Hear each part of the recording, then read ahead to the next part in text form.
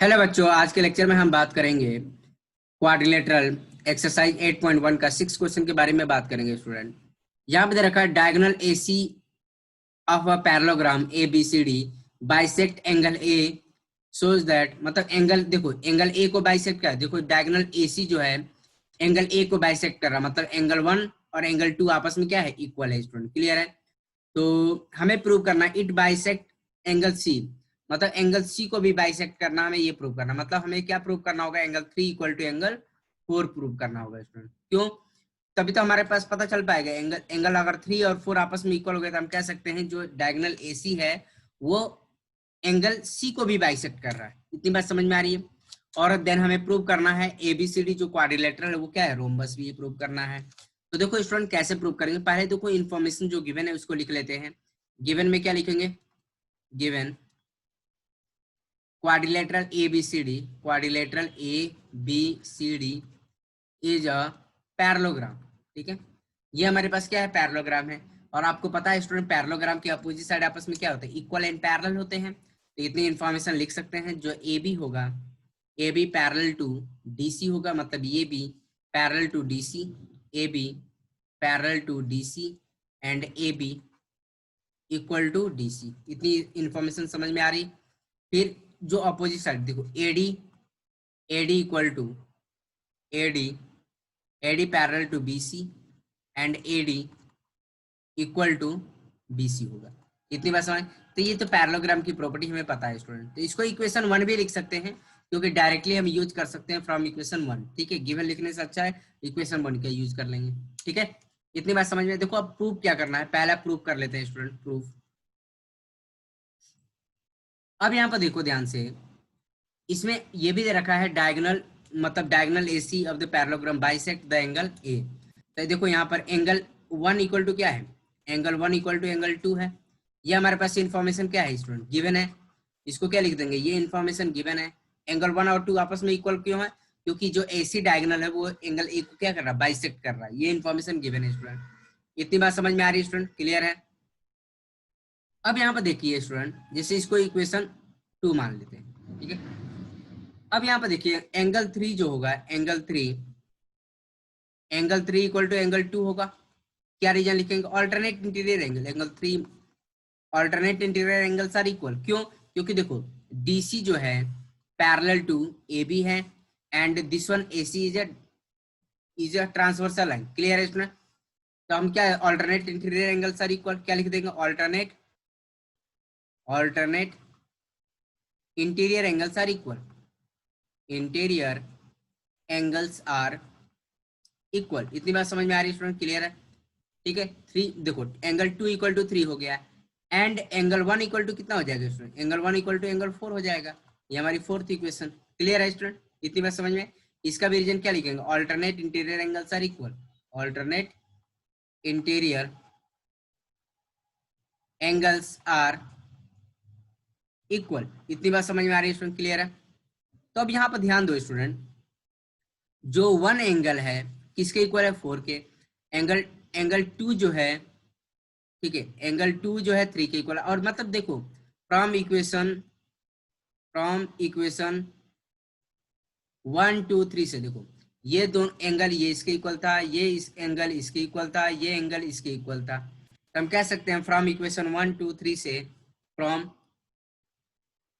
From equation 1 2 sorry 2 3 4, 2 3 4 से 2 3 and 4, from equation 2 3 4 हम कह सकते हैं एंगल 3 और 4 आपस में इक्वल होंगे, एंगल 3 इक्वल टू 4 होंगे। क्लियर है स्टूडेंट? क्या रीजन लिखेंगे, फ्रॉम इक्वेशन 2 3 4। क्लियर है? तो हम क्या कह सकते हैं, this prove that, this prove that, this prove that, this prove that, यहाँ पे लिख लेते हैं, this prove that diagonal AC, diagonal, diagonal AC bisect, bisect angle C. इतनी बात समझ में? ये तो हमने प्रूव कर लिया स्टूडेंट। क्लियर है? अब हमें क्या प्रूव करना है स्टूडेंट? ठीक है, अब हमें सेकंड प्रूव करना है। क्या प्रूव करना है, A B C D is the rhombus, मतलब quadrilateral A B C D is a rhombus हमें प्रूव करना है। ठीक है, तो देखो इसको कैसे प्रूव कर लेंगे स्टूडेंट। रोम्बस के लिए क्या कैटेगरी होगी, अगर पैरेललोग्राम को हमें रोम्बस प्रूव करना है स्टूडेंट, तो देखो अपोजिट साइड तो इक्वल है ही, अगर हम एडजेसेंट साइड भी इक्वल कर दें तो हम कह सकते हैं ये आपस में क्या हो जाएंगे, इक्वल हो जाएंगे। ठीक है, एंगल 1 और 2 और ये 3 और 4 था। ठीक है, अब यहाँ पे देखो रोम्बस के लिए ऑल साइड्स इक्वल प्रूव करना पड़ेगा। ठीक है, अब यहाँ पे देखो ध्यान से, इन ट्रायंगल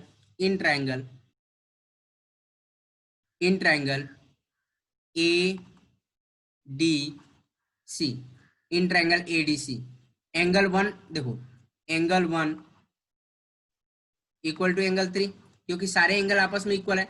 अगर मान लो हम यहाँ पर एक और वर्ड लिख लें स्टूडेंट, फ्रॉम 2 3 4 से angle 1 equal to angle 2 equal to angle 3 equal to angle 4 लिख सकते हैं।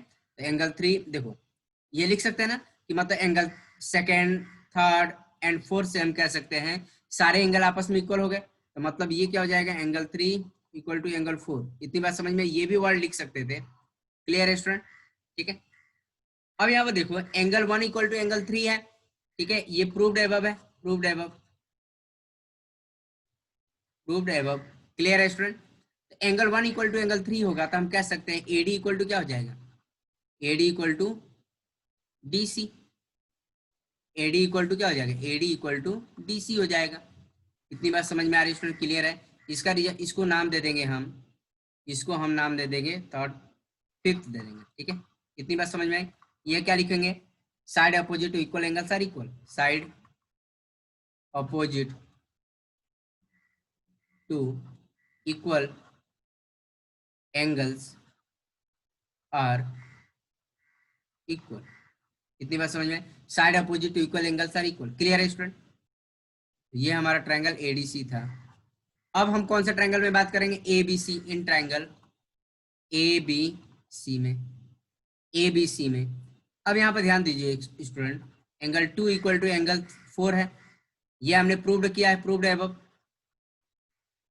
एबव किया है स्टूडेंट। क्यों? क्योंकि देखिए यहाँ पर हमने प्रूव किया था सारे एंगल आपस में इक्वल थे, ये हमने प्रूव कर रखा है student.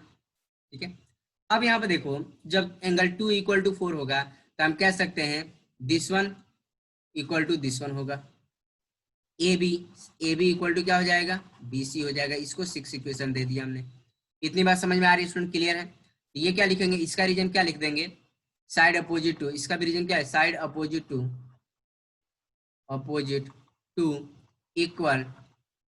Equal angles are equal. इतनी बात समझ में आई? तो हम कह सकते हैं कि देखो स्टूडेंट, मतलब ये हमारी पहली इक्वेशन, फर्स्ट इक्वेशन क्या थी हमारे पास, देखो फर्स्ट इक्वेशन में क्या था हमारे पास, फर्स्ट इक्वेशन हमने ये दिखा था, देखो ए बी जो था पैरेलल टू डी सी था और तुम्हारा ए डी जो था पैरेलल टू बी सी था, मतलब जस्ट अपोजिट साइड आपस में इक्वल थे। अपोजिट साइड क्या है, आपस में इक्वल दे रखे हैं student.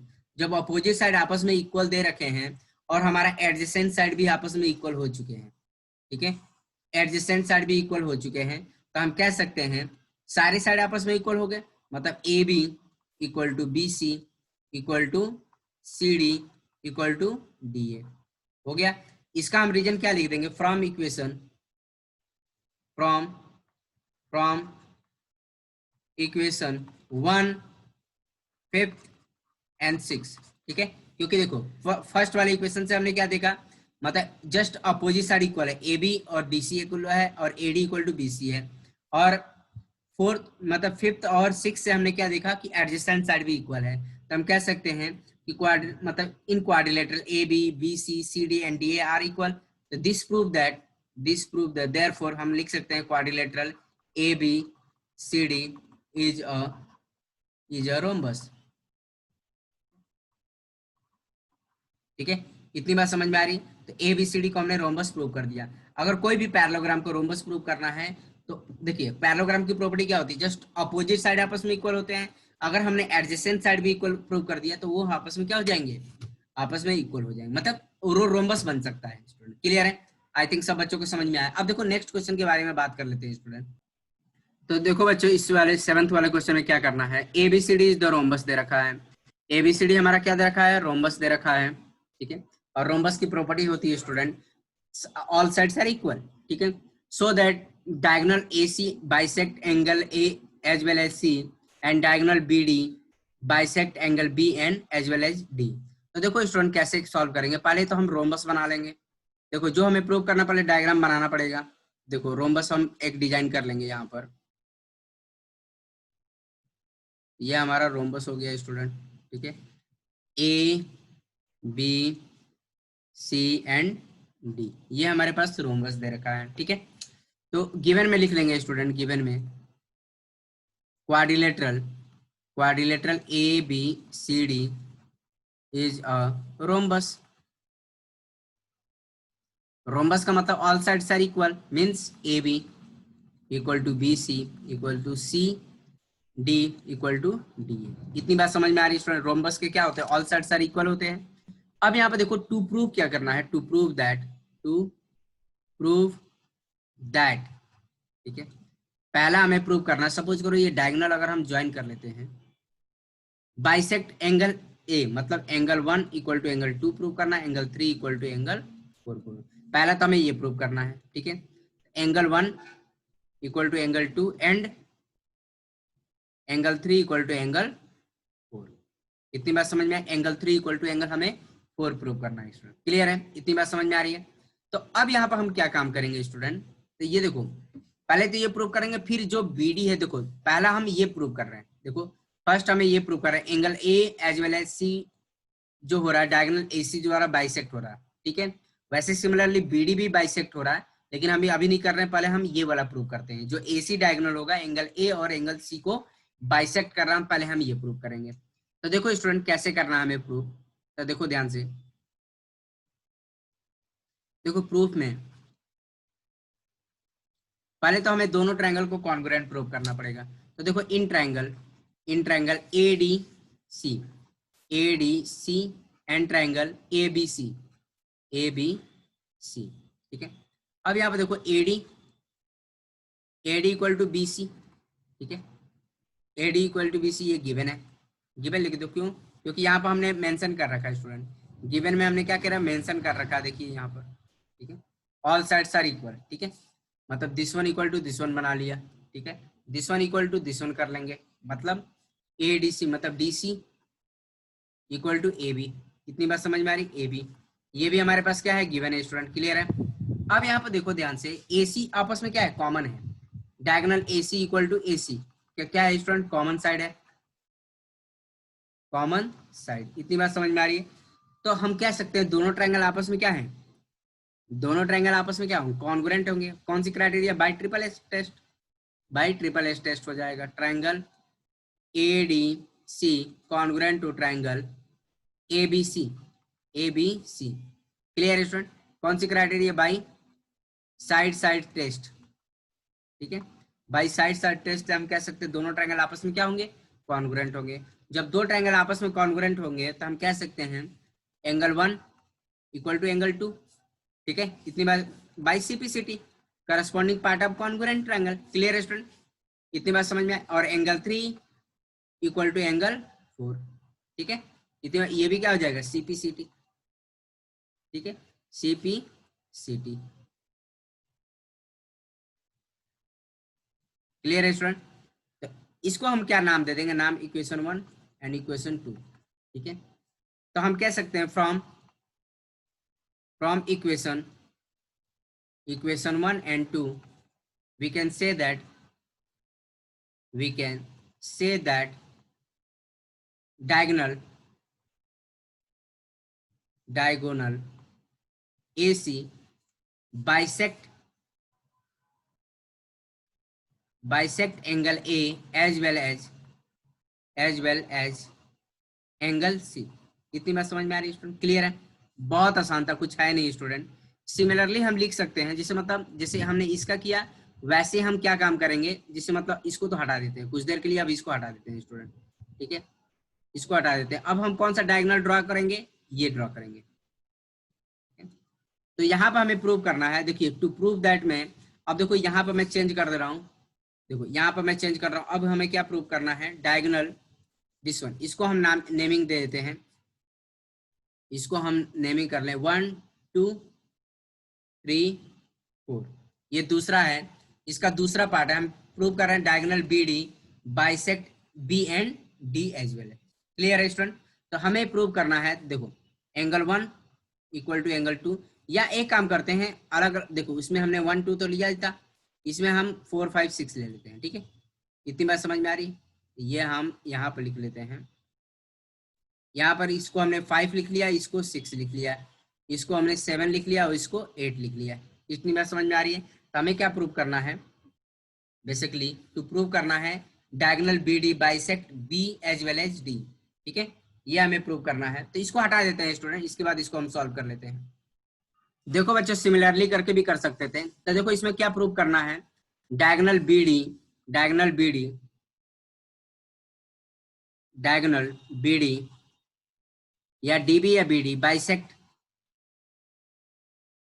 Bisect angle, bisect angle B, bisect angle B as well as angle D.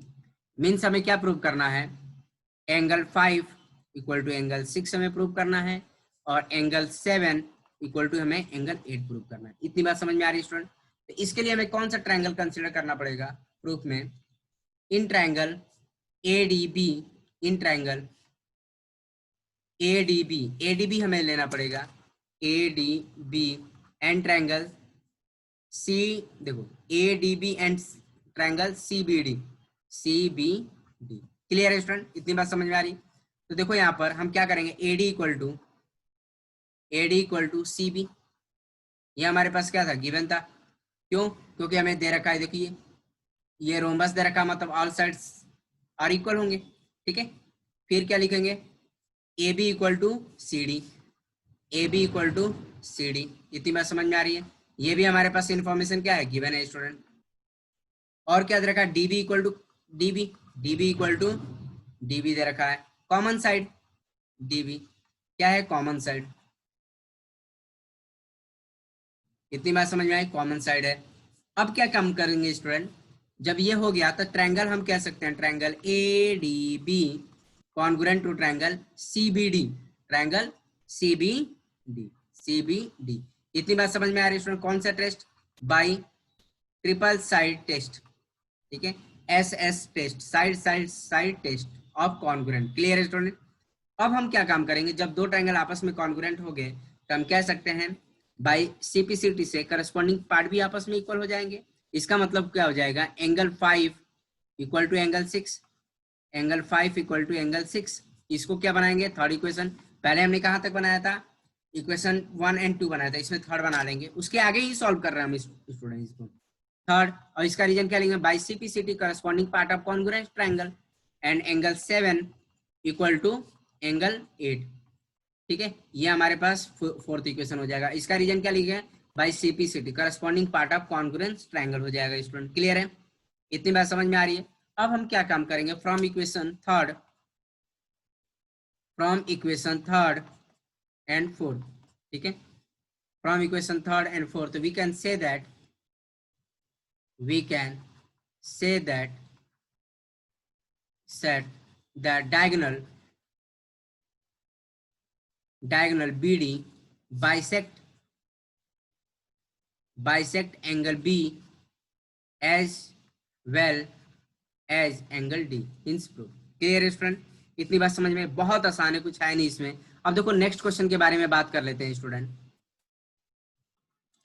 तो देखो बच्चों ये 8th वाला क्वेश्चन से, 8th क्वेश्चन से आपका यहाँ पे क्या दे रखा है, एबीसीडी इज द रेक्टेंगल, जो क्वाड्रिलेटरल दे रखा है वो रेक्टेंगल दे रखा है हमारा, ठीक है? इतनी बात समझ में आ रही? अब यहाँ पर देखो रेक्टेंगल दे रखा है and diagonal AC bisect angle A as well as angle C. हमें सो दैट करना है एबीसीडी इज द स्क्वायर। तो जो हमें इंफॉर्मेशन गिवन है उसको हम सॉल्व कर देख लेते हैं। पहले तो हम डायग्राम बना लेंगे। तो देखो रेक्टेंगल का डायग्राम बना लेंगे, लेकिन हमारे पास ये स्क्वायर प्रूव करना है, ठीक है? स्क्वायर प्रूव करना है तो हमें स्क्वायर का डायग्राम बनाना पड़ेगा, ठीक है? ये स्क्वायर प्रूव करना है ना, तो हमें डायग्राम किसका बनाना होगा, स्क्वायर का बनाना होगा स्टूडेंट। तो देखो स्क्वायर का डायग्राम बना लेंगे। ये आ जाएगा आपका, यहाँ पर एक हमने स्क्वायर बना दिया, ठीक है। ये हमने एक स्क्वायर ले लिया, A B C and D. देखो हमें प्रूव क्या करना था, ये स्क्वायर प्रूव करना था, इसीलिए हमने इसका स्क्वायर का डायग्राम बना लिया। अब देखो हमारे पास गिवन क्या है स्टूडेंट, गिवन है हमारे पास quadrilateral A B C D, quadrilateral A B C D is a rectangle, ठीक है। यहाँ पे क्या दे रखा है, रेक्टेंगल दे रखा है। तो रेक्टेंगल दे रखा है, इसका मतलब क्या है, मतलब all opposite side are equal, मतलब ए बी इक्वल टू क्या होगा, डी सी होगा, A B equal to D C, ये क्या होगा, डी सी होगा student, D C. And A D equal to B C, A D equal to B C. हमें पता है स्टूडेंट जो क्वाड्रिलेटरल होते, मतलब रेक्टेंगल जो होता है अपोजिट साइड सारे इक्वल होते हैं। तो अगर किसी भी हमें रेक्टेंगल को स्क्वायर प्रूव करना है तो ऑल साइड्स इक्वल करना पड़ेगा, क्योंकि रेक्टेंगल में अपोजिट साइड आपस में इक्वल होते हैं और स्क्वायर में ऑल साइड्स इक्वल होते हैं, बाकी सारी प्रॉपर्टी सेम होती है। तो हमें प्रूव क्या करना है, पहला देखो और क्या दे रखा है, जो डायगोनल AC है ए और सी को बाइसेक्ट कर रहा है, ठीक है। और भी इंफॉर्मेशन गिवन है, जो डायगोनल AC है, ठीक है, क्या दे रखा है, diagonal AC bisect angle A, ठीक है। तो ये भी इंफॉर्मेशन गिवन है, इसको हम इक्वेशन देखो, ये हमारे पास क्या हो जाएगा, diagonal AC, diagonal AC, diagonal AC bisect angle A as well as angle C। Means हम कह सकते हैं, देखो angle 1 equal to angle 2, angle 1 equal to angle 2 लिख सकते हैं। एंड क्या लिख सकते हैं, एंगल 3 इक्वल टू एंगल 4, ये हमारे पास इंफॉर्मेशन गिवन है, एंगल 3 इक्वल टू एंगल 4, ये हमारे पास इंफॉर्मेशन गिवन है स्टूडेंट। क्लियर है, इतनी बात समझ में आ रही। अब देखो इसको प्रूव कर लेते हैं। तो देखो इसको हम नाम दे देते हैं, जैसे ये हमारे पास इक्वेशन 1 दे देते हैं, क्योंकि आगे चल के यूज होने वाला है स्टूडेंट। अब यहाँ पे देखो प्रूव कर लेते हैं। प्रूव क्या करेंगे, पहला हम स्क्वायर प्रूव करेंगे, पहला quadrilateral A B C D is a square, ये हम पहले प्रूव करेंगे।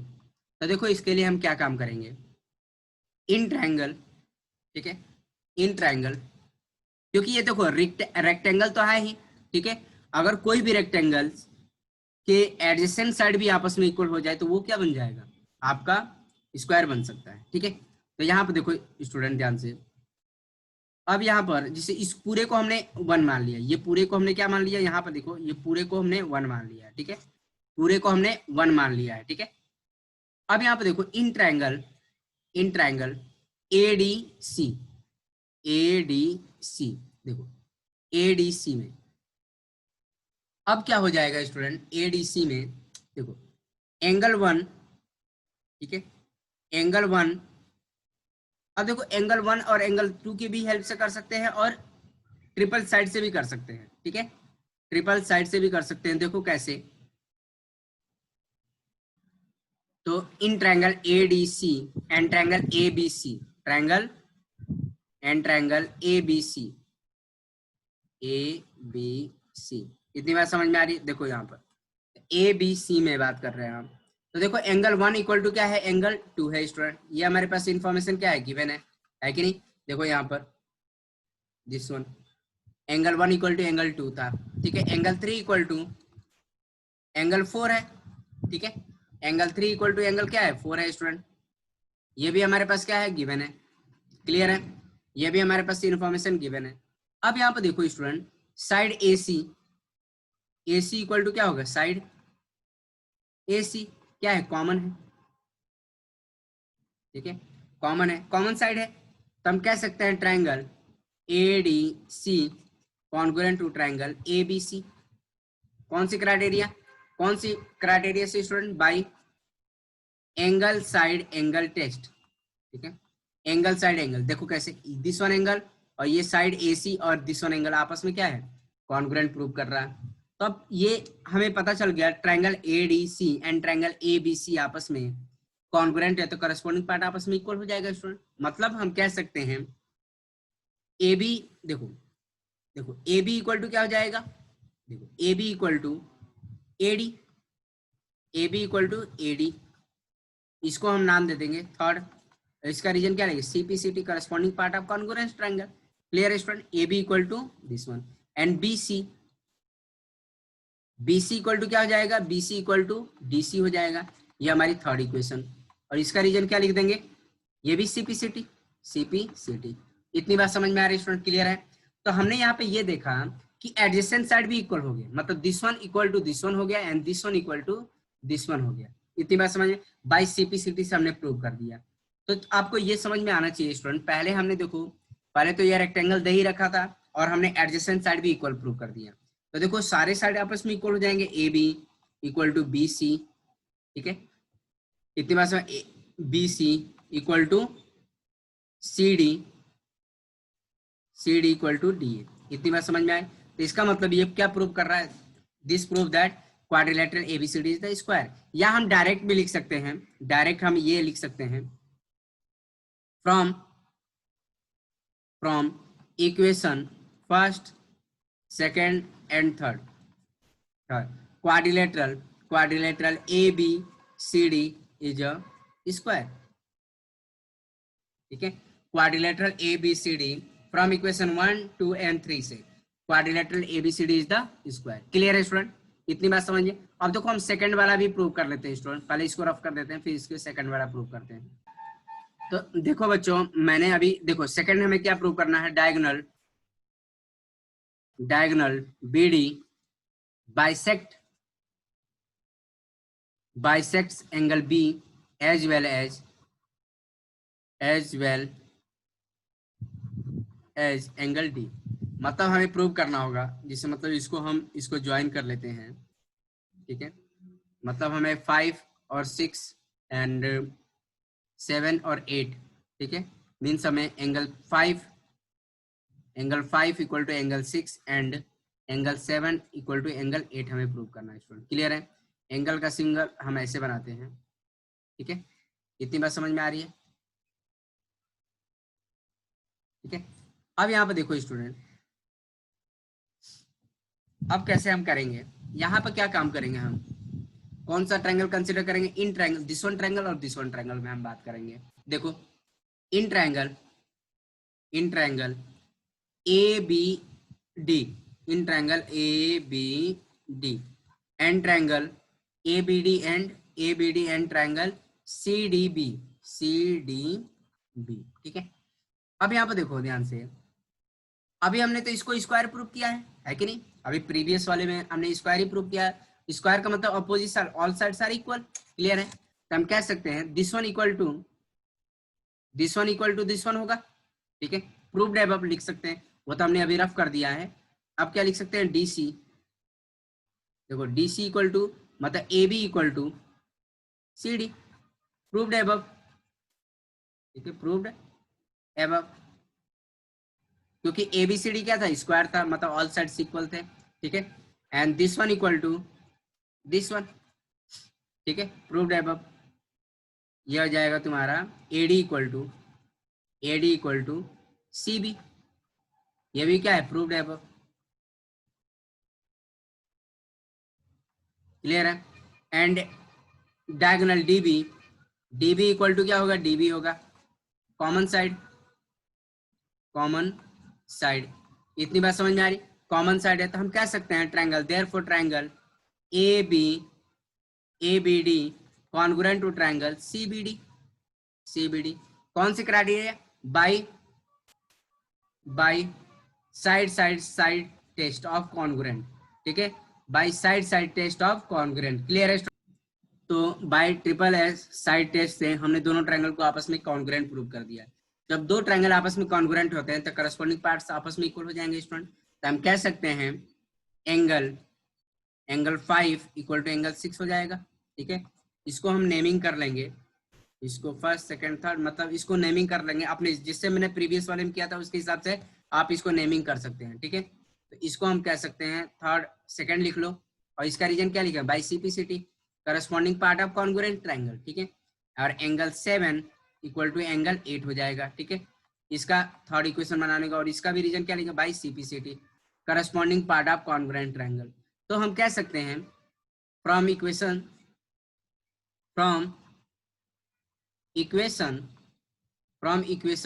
सेकेंड एंड थर्ड, ठीक है, सेकेंड और थर्ड की हेल्प से, सेकेंड और थर्ड की हेल्प से कह सकते हैं from equation second and third we can say that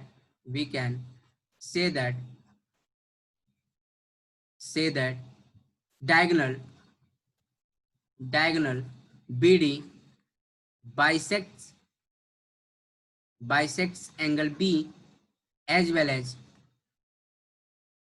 angle D। इतनी बात समझ में आ रही है स्टूडेंट, क्लियर है? आई थिंक सब बच्चों को समझ में आ रहा है। ठीक है स्टूडेंट, आज के लेक्चर में इतना ही रहने देंगे, बाकी का रिमेनिंग क्वेश्चन हम आने वाले वीडियो लेक्चर में बात करेंगे। ठीक है स्टूडेंट, ओके।